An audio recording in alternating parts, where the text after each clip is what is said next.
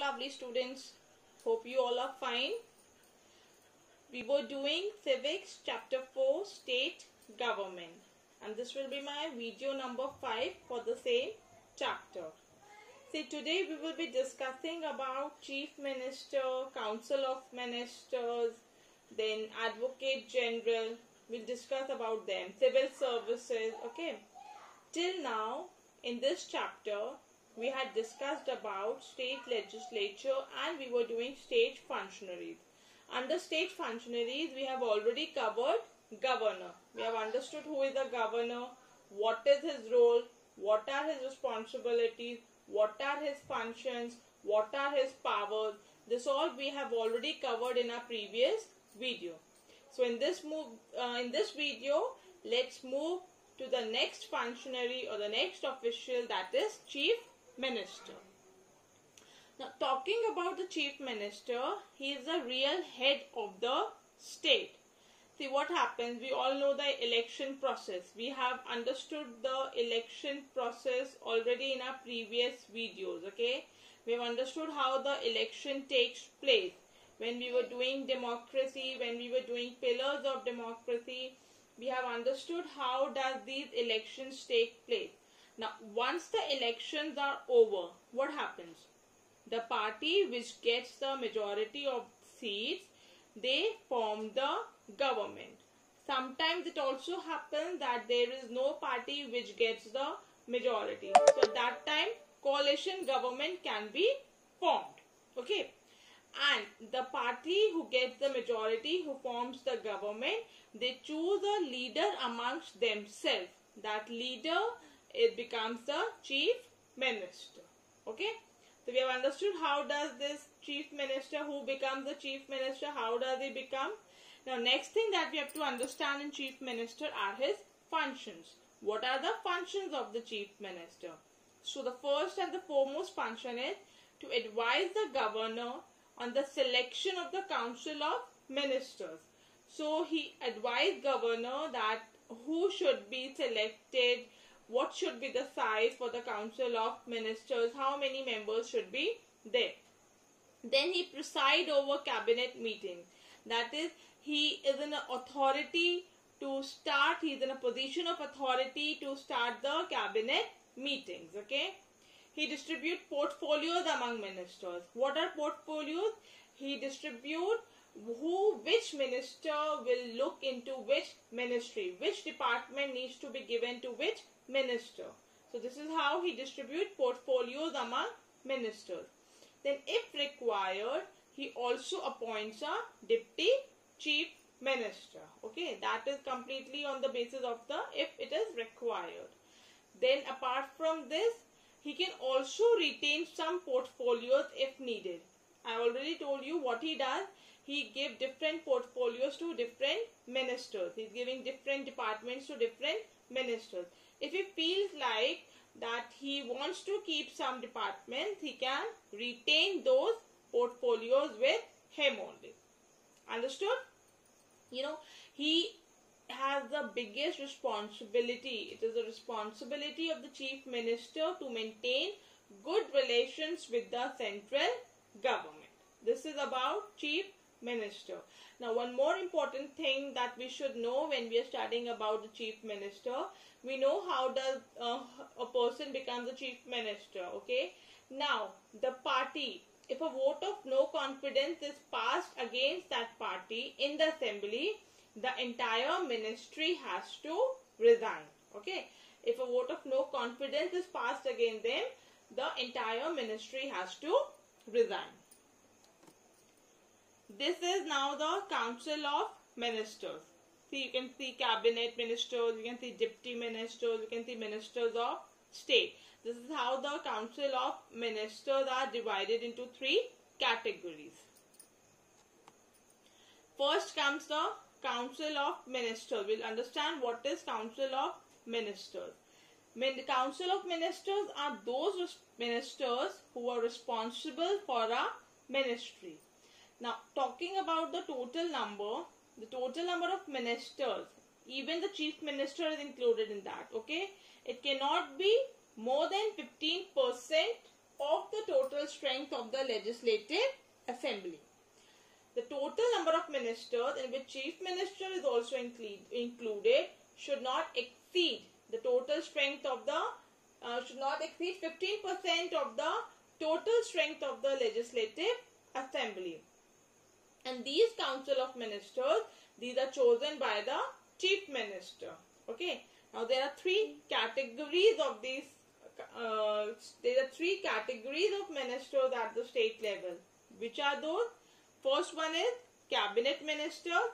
Second is ministers of state, and the third one is deputy ministers. Now, when we talk about cabinet ministers, he is overall in charge of maybe one or more portfolios, dependent on how many portfolios have been given to them. So, cabinet ministers, he is overall in charge of one or more portfolios, and ministers of state and deputy ministers assist the cabinet ministers. Okay. Did you understand this? What I told you, that there are three categories of ministers at the state level. When we are talking about ministers at the state level, we divide them into three categories. Cabinet ministers, ministers of state, and the deputy ministers. Now, the ministers who are responsible for the overall in charge of the portfolios, they are the cabinet ministers, and they are assisted by the ministers of state and deputy ministers. And cabinet, they make all the important decisions. Clear? Next is civil services. I hope you all have heard about civil services.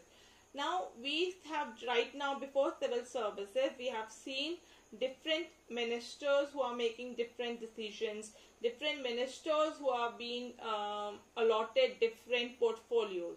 Now they are deciding, they are doing, they are taking some steps, they are deciding on something that have to be done. But who will execute that? Who will do that work? So the decisions which the ministers make, they are executed by the officers of the civil service. They are the ones who run the administration at the state level. Understood? Whatever decisions are made by the ministers, those decisions are executed by the civil services. You all know about Indian Administrative and Service and Indian Police Service. Okay. Now these are also appointed at the state level. Indian Administrative Service and Indian Police Service, they are also appointed at the state level. Not only this, the state's Public Service Commission, they also select a certain number of officials who will execute the decisions of the ministers. Yeah. Then who heads the civil service in a state? He is the chief secretary. When we talk about different executives, different officers here, one officer is the chief secretary who heads the civil service in a state. Then there are secretaries who are in charge of various departments. Those secretaries, they work under chief secretary. Clear? The civil service in a state is headed by chief secretary, and he has different secretaries under him who are in charge of various departments. Clear? Then the state, it is divided into administrative units called divisions. State is divided into divisions. Those divisions are looked after by divisional commissioners, and they are again divided into districts, which are administered by district magistrate.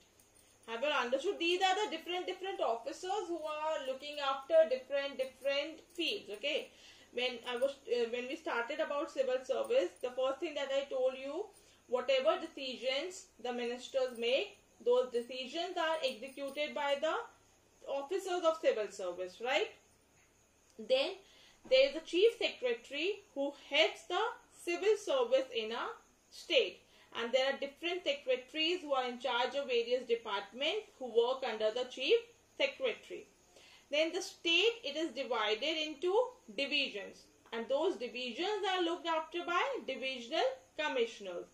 Then those divisions are again divided into districts, which are looked after by district magistrate. Hope this becomes clear to you. Our last topic in this chapter is Advocate General. See, every state has an Advocate General, okay? His role is to give advice to the executive on legal matters. As clear from the name, advocate. When we hear the word advocate, to whom do we relate it to? To legal matters. So, Advocate General is an official who gives advice to the executive on legal matters. And whatever legal functions are there, which is assigned to him by the governor, he looks after those legal matters. Who appoints Advocate General now? Who appoints him? He is appointed by the governor. Okay. And to be an Advocate General, what is the eligibility? The eligibility is that he should be a High Court judge. Only a person qualified to be a High Court judge is eligible for the post. And the Advocate General, he can only take part. We know about state legislature, in which we discussed about Legislative Council and Legislative Assembly. Whatever proceedings are going on in that state legislature, he can take part in that, okay? But he has no right to vote for anything, okay? He has no right to vote. He can only take part in that. Is it clear, Advocate General? Who is an Advocate General? The one who gives advice to the executive on legal matters. Who appoints the Advocate General? Governor. And then, who can be an Advocate General? Only a person who is qualified to be a High Court judge. Clear? Now, what we have understood in state government, we understood about state legislatures, state functionaries, but one more thing that we should all know, that we understood their work, we understood their function, we understood what role they are having, what responsibilities they are having. But being a citizen of India, it is our prime responsibility to cooperate with the government in every work they do. Then only we can have a smooth functioning. Clear? So with this, our chapter is over. I will be giving you a short assignment on the basis of today's video. You have to do it in your classwork copy. So question number 1 is, who heads the civil service in the state?